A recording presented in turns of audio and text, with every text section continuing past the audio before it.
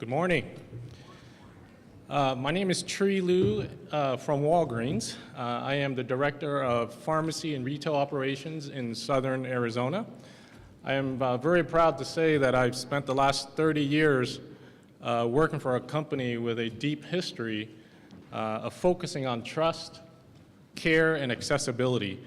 Although we've been around since 1901 and we have a great history, our story is getting more interesting with every single day. So if you're not familiar with what we've been doing, I would say Google it.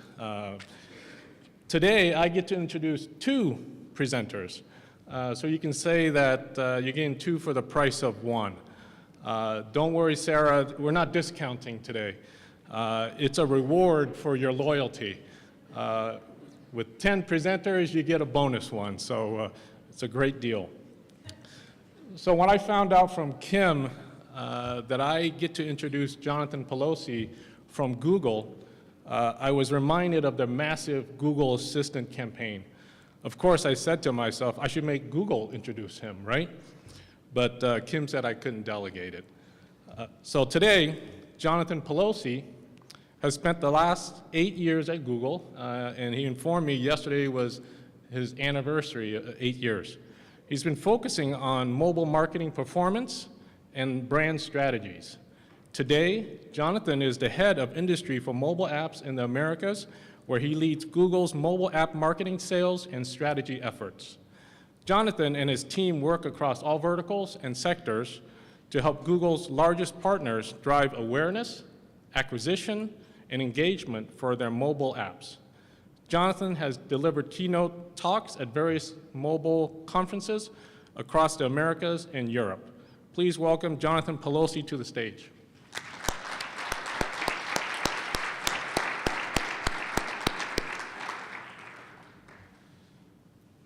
Our co-presenter is part of the Walgreens family, so he is near and dear to my heart.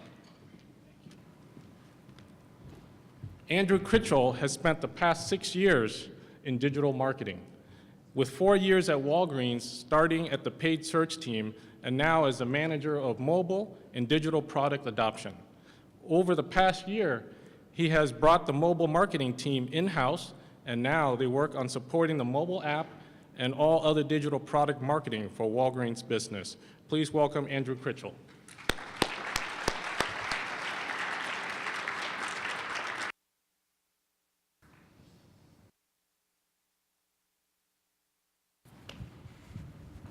Testing. Is this, everybody hear me all right? Yeah. Sorry, that was like a super long walk. Yeah. I didn't realize that. So I got thinking the same thing. There. Yeah. And I just 3 days ago ran the Boston Marathon for the first time, so it was a super cumbersome. You wouldn't be applauding if you heard my time, but anyway, thank you for that. And thank you, Trey, for the introductions and for having us here today. It's an absolute pleasure. When I took some time to look at who was present in the audience, it occurred to me I've actually directly or indirectly worked with a lot of the brands here, so I'm really excited to be here and really excited to be chatting with Andrew today. Yeah, thank you. It's fantastic to be here. I love to see all the Walgreens representation, and when JP and his team reached out to me, jumped at the chance to talk about all the mobile and digital ways that we're trying to work across the entire Walgreens system.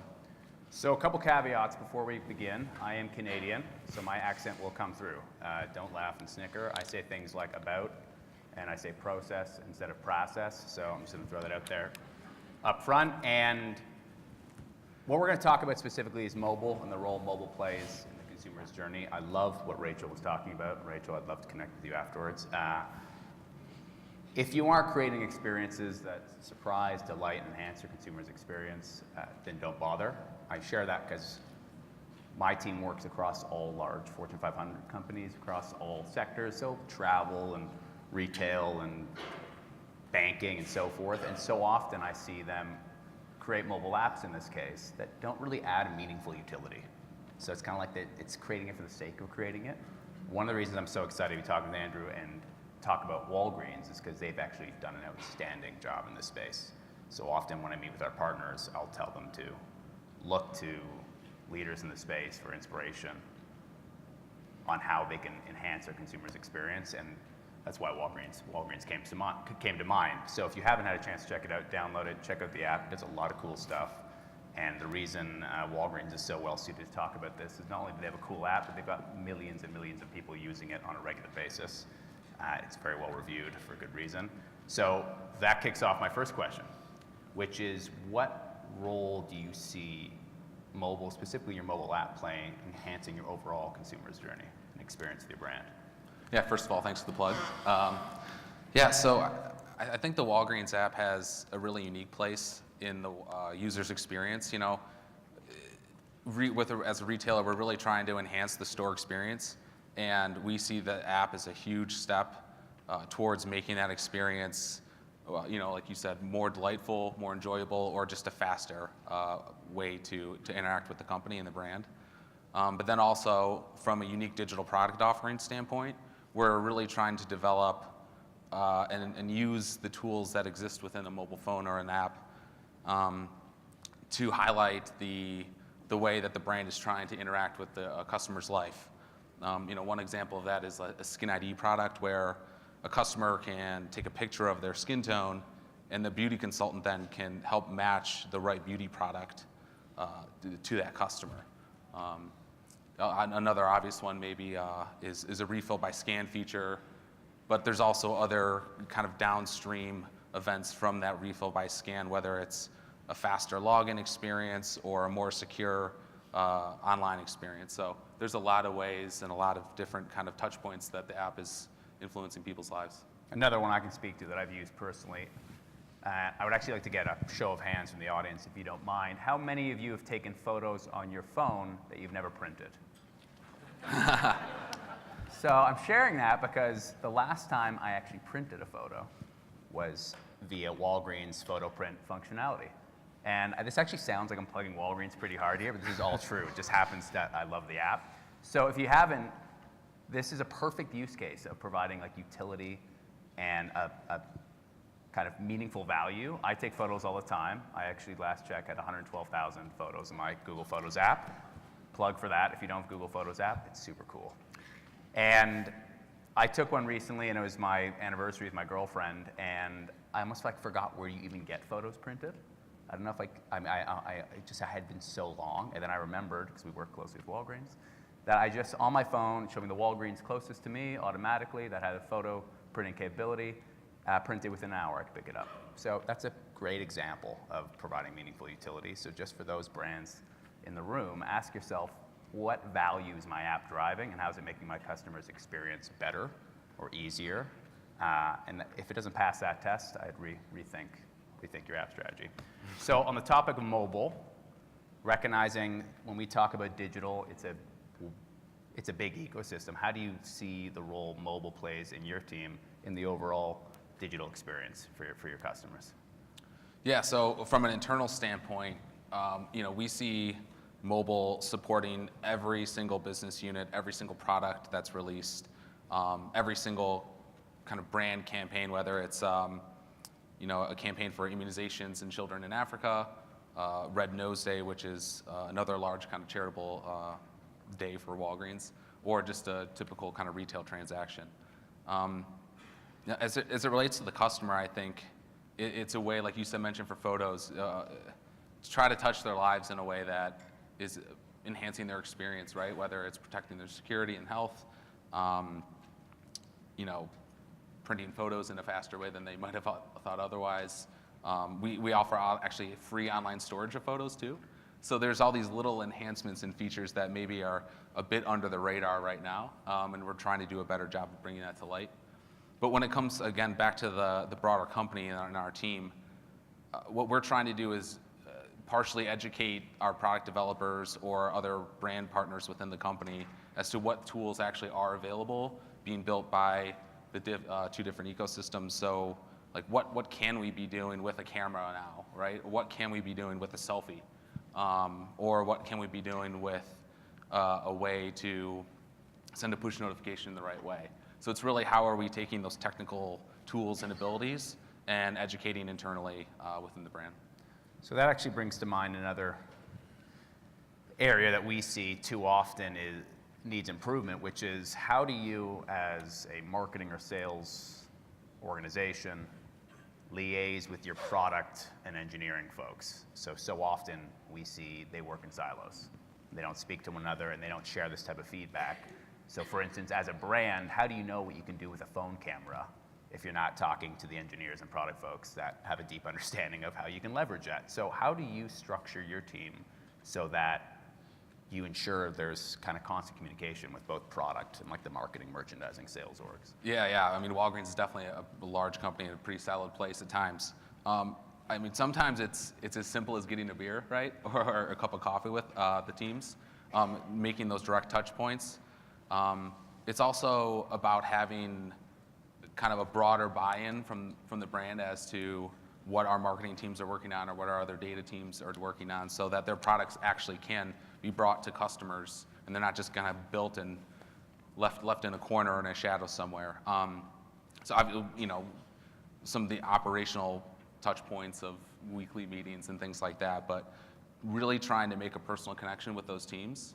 And I feel like some of the more ways I've been educated by those teams has been over like a cup of coffee, even outside the office, or at a holiday party at someone's house.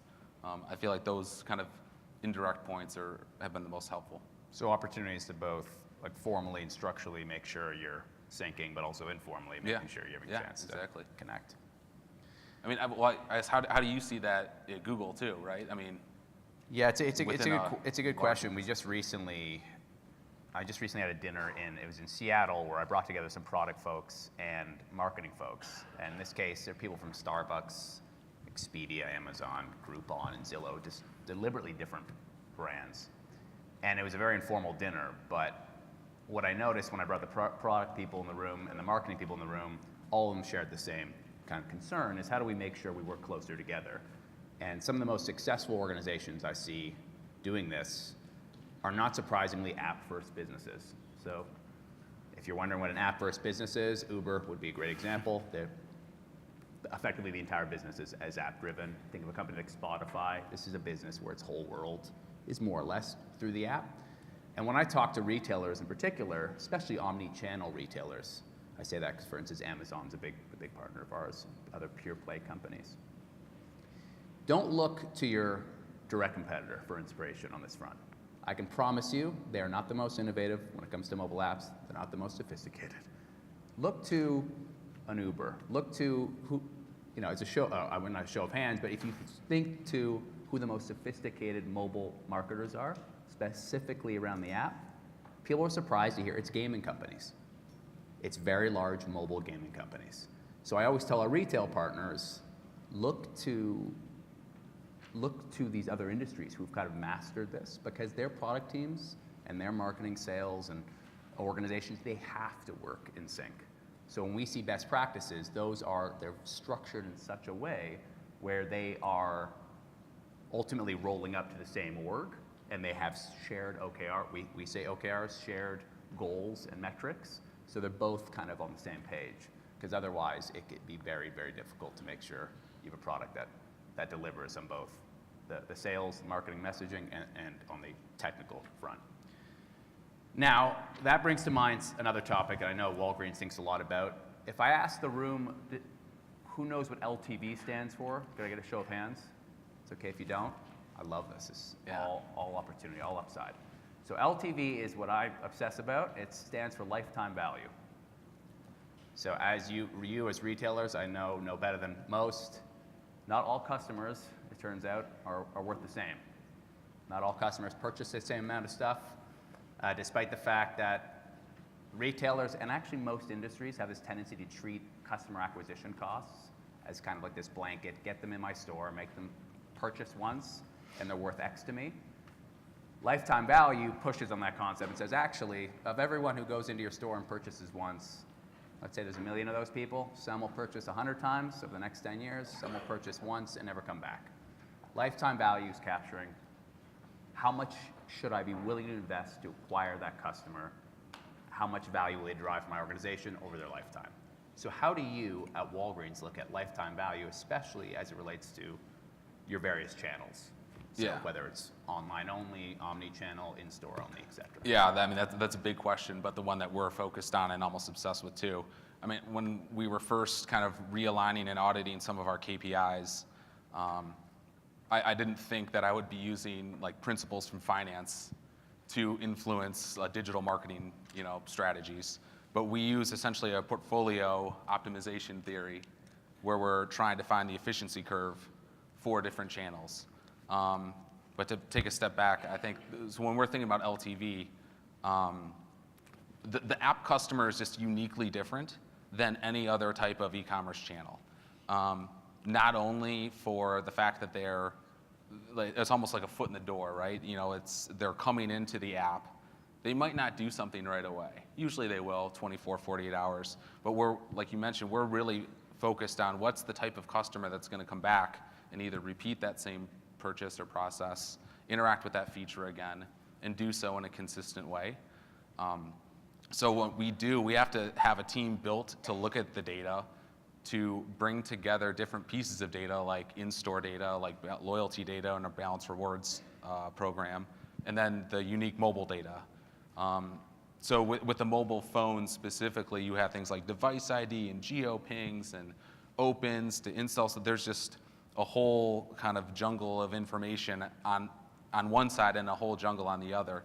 So we've really built our team with data analytics being the core component and the core functionality, and then there's the application side of things where we're looking to test partners and building our tracking and attribution in the right way to make sure that we're driving the most efficient spend possible given our budget. So when we look with a partner like Google, we don't have a team now like a traditional paid search team might do where we're building keyword campaigns and ad groups and tweaking ad copy here or there. Because while you might be able to find 1 or 2% over the course of any year, what we want to look at are partners as a whole. Because we're working not only with Google's, not only with social channels, but the XO group with the Not and the Bump. We're now looking into content partnerships and other ways that we can touch our audience and our potential users with how can Walgreens products and functions make their life better, or just educating them, oh, you can do that at Walgreens now. Like I feel like I have conversations almost every day with people who have that exact same response to me. Fantastic. And just in the interest of getting a sense from the audience where they feel their organizations are on this topic, how many of you would say your companies are well positioned as they think about kind of optimizing the experience for customers towards lifetime value? Okay, that's good. Again, that means there's a lot of upside. And the cool thing is, again, the reason I'm grateful that our team gets to work across so many different industries is I can tell you no one's mastered this. So it's not as if you're alone. I do this, I'll have these conversations with pure play retail companies, think of the Expedias or the Netflixes or the no one has mastered this concept of lifetime value, but it's so critical to think about because it goes without saying, especially when you think of your marketing departments, you only have a budget of X. If you're going to invest it, you might as well invest it in finding the most valuable customers, not just any customer, because some of them will drive considerably more lifetime value for organization than others. So in order to do that, I'd love to hear from you on what are the proxies and the indicators to suggest someone will become a very valuable customer. So for instance, we'll work with let's take a video streaming site. You can assume whatever one this is. And they say, hey, we acquire a customer and they spend $10 a month with us. And our average churn rate is 12 months. So that means they spend $120 a month. That's what they're a year. That's what they're worth to us. And we push them and say, okay, some will last more than a year, right? So yeah, some will last 3 years, some will last 6 months. So we ask them then, I want to know when you take the customers that have lasted 3 years and work backwards, what were the actions they took within the first 30 days? And let's find out what that shared common action is. And it turns out, when they looked at that cohort, those that had lasted 3 years, the very high lifetime value customers, almost all of them watched an original show. So an original that company produced. wasn't something that that person could have seen on cable TV anywhere else. That's a pretty good insight. Not surprisingly, then the marketing team weaves that into their marketing messaging, and they start focused on driving viewership and adoption of watching original content, because in doing so, they can get people to improve their churn rates and last longer. How does Walgreens look at that, and what are the proxies you see to suggest, you know what, this is a good indicator they'll become a very valuable customer to Walgreens? Yeah, so within Walgreens, there's obviously multiple lines of business. You know, the pharmacy and health is our core kind of structural piece of business, but we also have photo line of business. We also have the retail product side, e-commerce side, and then we also have kind of a newer digital product, kind of miscellaneous bucket, I guess we're calling it now. But for us, that measure of LTV is how many touch points are they having that's inclusive of pharmacy and then exclusive of pharmacy. So what we want to do is say, well, if they're a pharmacy customer, we're probably not going to be able to do much with marketing to influence that customer's health journey, right? They have a relationship with their doctor, they have a relationship with their pharmacist and their pharmacy. And so we want to make that as seamless and easy to use as possible. So we're developing products there that is more, I guess, transactional in nature. But what we want to do is encourage people to find or otherwise use the areas that we're developing digitally. So what we want to do is say, okay, if they came to our app or our digital kind of entity through channel A and used a photo print, are they coming back and using that specific group frequently, and what's the impact there?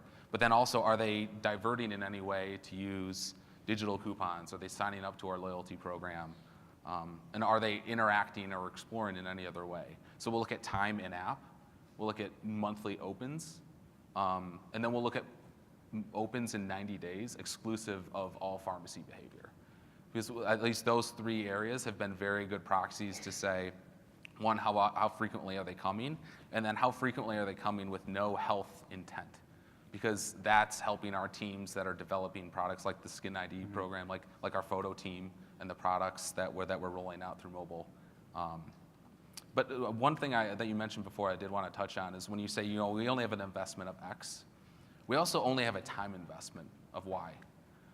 So when we're talking about all of this data analysis and all of these different things and products that we could be supporting, and then you kind of have an additional filter of all the partners that we could be working with, we really need to be judicious about how much time we're spending in different areas and how much money then we're spending with those partners and supporting those products. That's a great point.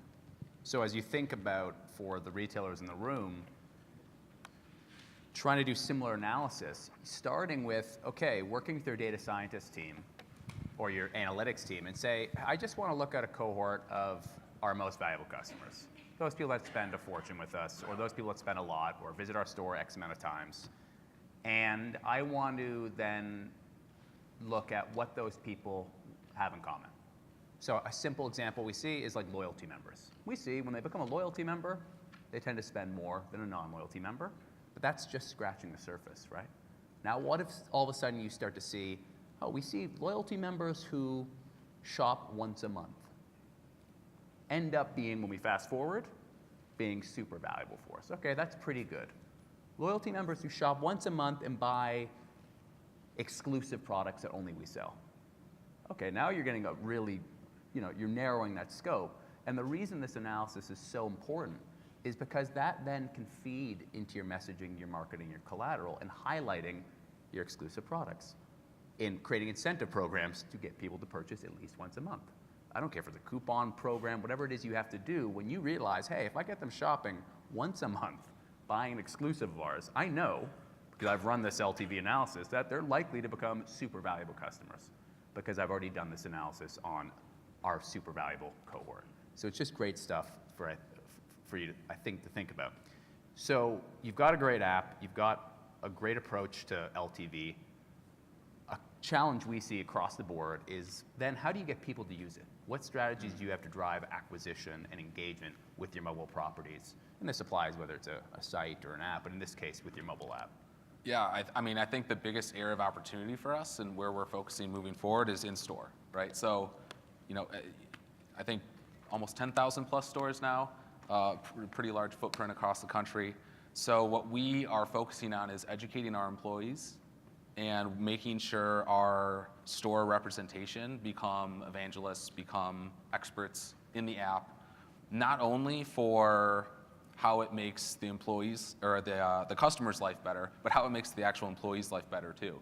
So we're kind of in the process of reinterpreting our in-store kind of internal marketing to say the app reduces the number of questions you have to answer so you can focus on your job.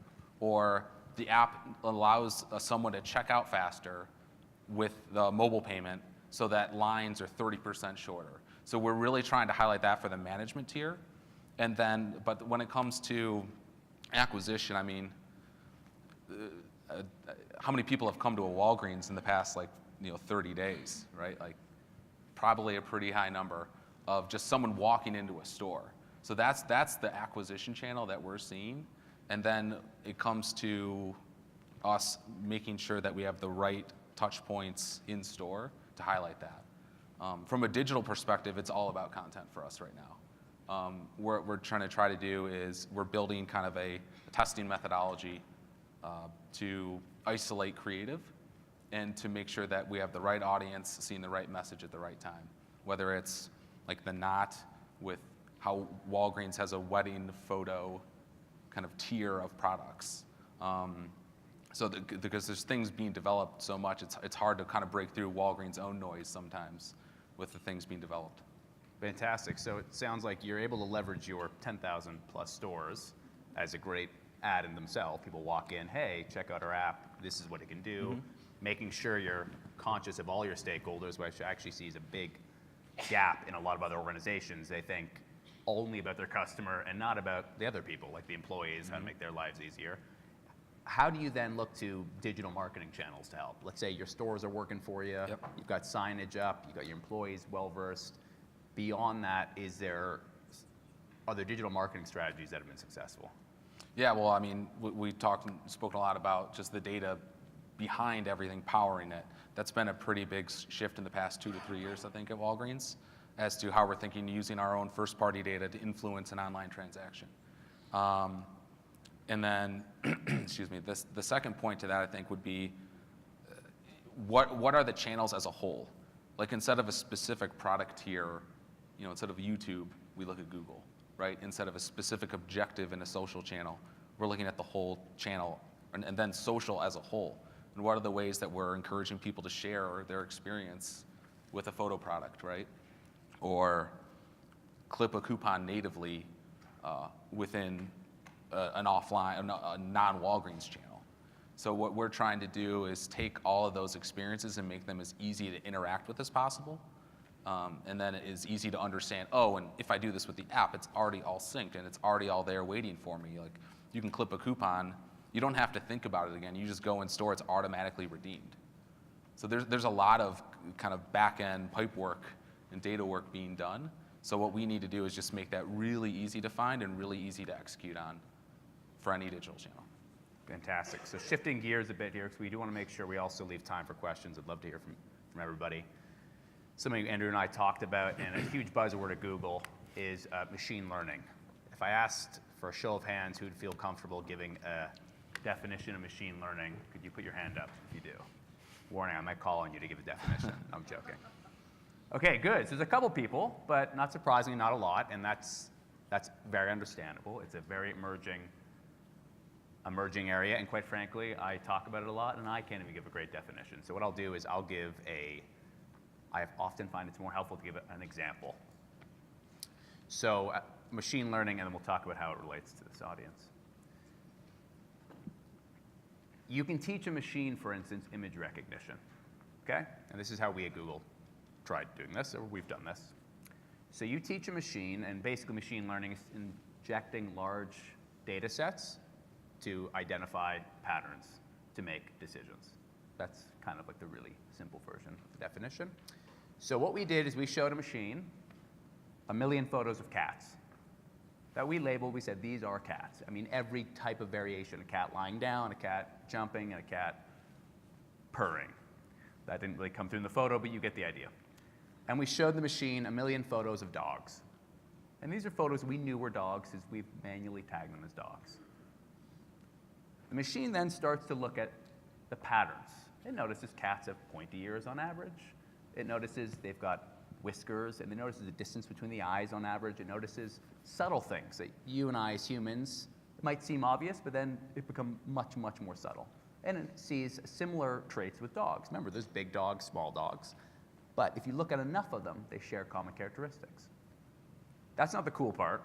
That's like, okay, you can sort images, sure. But now we show the machine 1 million photos, and we don't tell it that it's a cat or dog. And the machine just has to identify, based on the 1 million it had injected before, that it knew were cats, the patterns it sees. And machines now, with 100% accuracy, in some cases, can say, yep, I know it's a cat, I know it's a dog. Okay? Because I know, on average, when the distance between the eyes and the whiskers and the ears are like this and the fur is like that it's a cat with that level of certainty. Okay, so how does that relate to me? Where Google's starting to use this is in digital marketing. So, and this is an area we partner with Walgreens on. What if, when it came to digital marketing and serving ads to people, instead of humans, instead of people spending all their time adjusting levers, I want to serve an impression for this ad, for this dress, for that person, in this city, on that device, in this time of day. And I want to show a different ad and a different person in a different city on a different device that time of day. For folks in the marketing world, it's extremely cumbersome to manually optimize that, manually decide when to serve this ad to that person, that ad to that person.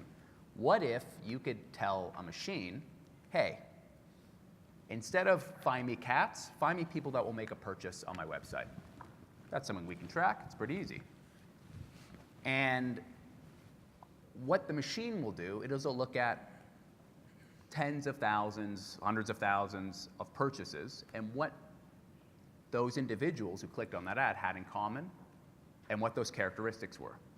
So now the machine knows, you know what, that person in Iowa on an iPhone at 4 p.m. who had searched for a little black dress last week, who had watched a video, a haul video on, if that was fashion related, and through Google Maps we know was at a Nordstrom's or Neiman Marcus, excuse me, serve an ad to that person and serve this ad. Because we think it'll have the highest likelihood that they'll click on it and they'll convert. That's a long-winded way of explaining how universal app campaigns works, which is a Google marketing, a Google ad product, and that's something that Walgreens uses. How do you see the role of machine learning helping your marketing org specifically? Yeah, so, exactly like you mentioned, I think what it does is take a lot of operational work and a lot of manpower hours off of our hands. And so we focus on all of the pieces that we really can control and make big differences. So before, and some of our other teams are still structured in a way of kind of day-to-day keyword operations. So I think we went from, before we were in UAC, we had in the neighborhood of like 25 to 50 different campaigns that each had daily budgets and bids and optimization strategies and all sorts of things that needed to be, if not daily, at least a couple times a week, looked at, adjusted, reported on. Now we have 4. It's just so much easier to say, okay, how is Google working? Because at the end of the day, that's what I care about. I would say the hardest challenge to get to that point was giving up this sense of control. I'm not sure I'm not the only one out here in digital marketing that, like, one of the things that we like is all of the things that we can control, just the dozens of levers that we can push anytime. So when we ran our test, that was kind of our biggest concern here. It's like, okay, we're kind of giving a lot of control to this black box, this machine to learn over time. But what we found is there was so much of an upside in the efficiency and the total return that we were driving for each group that we were trying to target. So now there's different areas where we can optimize to a photo conversion or an in-store mode viewed conversion or things like that, that our team is now freed up to do all of the back-end work and all of the kind of the boring but important stuff like the data manipulation, audience testing, working with different product teams to make sure our roadmaps are aligned, instead of spending half of their day thinking about what 5 keywords I should add. So it's really been this kind of liberating experience for Walgreens to say, okay, now we get to focus on all of our internal stuff and let external partners kind of do what they do best. I think that's a great example, and it's a reminder that this whole concept of machine learning, it allows, well, everyone in this room, anyone who's in a marketing capacity, but in most roles, ultimately will be impacted by it, us to focus on bigger challenges, higher level, more important issues, and not worry as much about the super tactical, super laborious kind of manual stuff. Yeah. Go One ahead. quick thing on that though too is I think as a marketing team, we try to task ourselves is to stay objective focused, right? Don't have too many objectives for a campaign, right? Don't muddy your own water kind of thing with creative or with targeting or anything like that. And I feel like that what you just said is an exact example of what we're trying to do. And now our objective is making sure our data is being used in the right way and being reported on the right way, and letting our other partners worry about delivering that data to its customers. Fantastic. Well, we've got 7 minutes and 27 seconds left, so I'd love to hear from the audience. If you have any questions, I love geeking out, so if they're technical, that's cool too, and if they're not, that's also great. So any questions would be great. Hello. Good morning. Morning. So, quick question is, so with respect to machine learning, 2 things. One is like typically with, not even typically, always with machine learning, the point of view of a machine is its data set, not the world, right? Which is something to be thoughtful and concerned about. And in that, like, how does a retailer make sure they don't fall down that slippery slope of like the Cambridge Analytica with respect to using these sorts of technologies? That is a great question. So if I hope everybody heard that. It's in the world of machine learning, a machine's as good as what you feed it. It's like a human, actually. You feed it garbage, you're not going to feel great. A machine, you feed it garbage, you'll get a garbage output. So how do you decide in the mountains of data that you have what to feed this machine? And honestly, what I advise our partners is start small. There's this temptation to take, whether it's Walgreens or any retailer in here, you have enormous data sets. Don't try to be a hero, I say, and use everything under the sun all at once. A great place to start in this particular example, and it actually reminds me of a book I highly recommend by a guy named Peter Fader. He's a professor at Wharton. He basically, all he does is talk about LTV. It's called customer centricity. And he says, take a data set of your customers that shows you when they purchased last, what their purchase value was, and how many times they've purchased. Take that data, let's say. That's it. And inject that. Take that data for your customers that you've got, say, 3 years worth. Inject it, work backwards, and try to identify what of those 3 things is the most important influencer in determining how valuable that customer will be for the lifetime. So the takeaway there being, for us, we say start with small, focused data sets instead of trying to be a hero and using it all.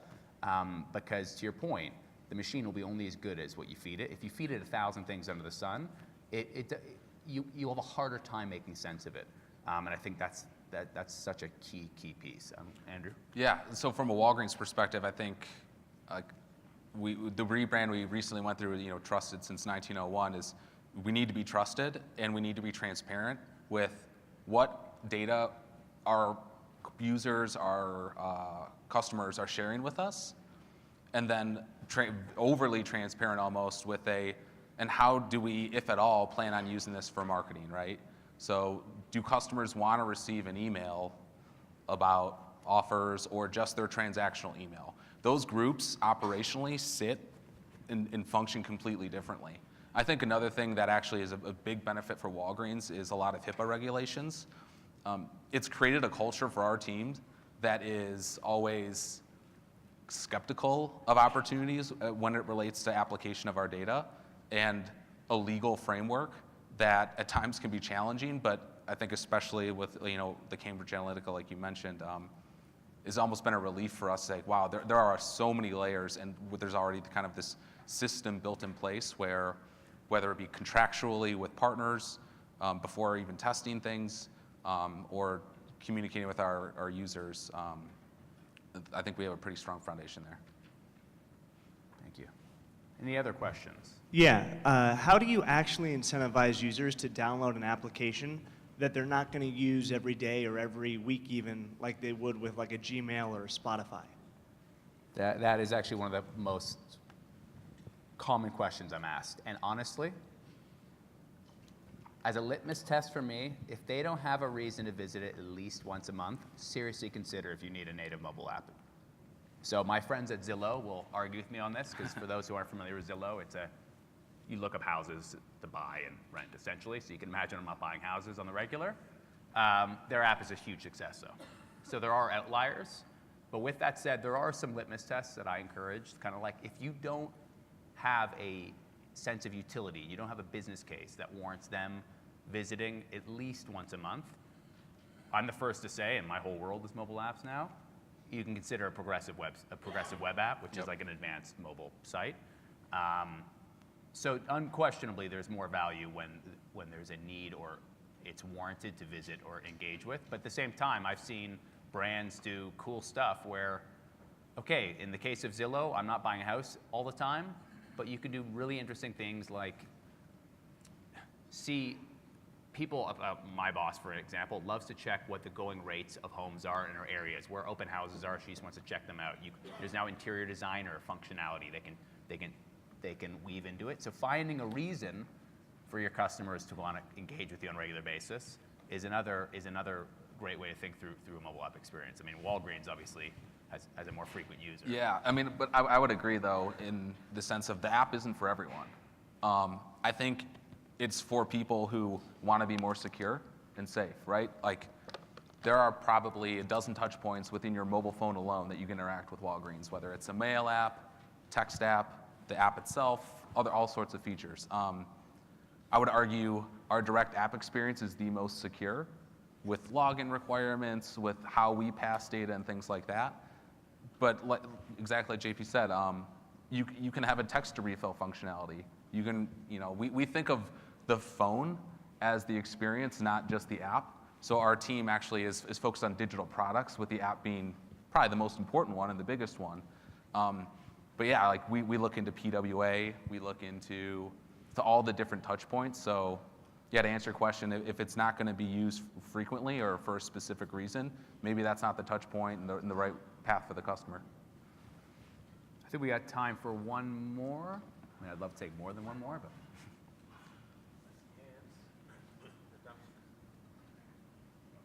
Thanks for the mic. I can just talk. So there's been a theme of. Oh, thanks. Hello? Yes. There's been a theme of customer experiences and time as a commodity for consumers. How do you guys identify and prioritize, as part of the Walgreens ecosystem, what you should do in what order?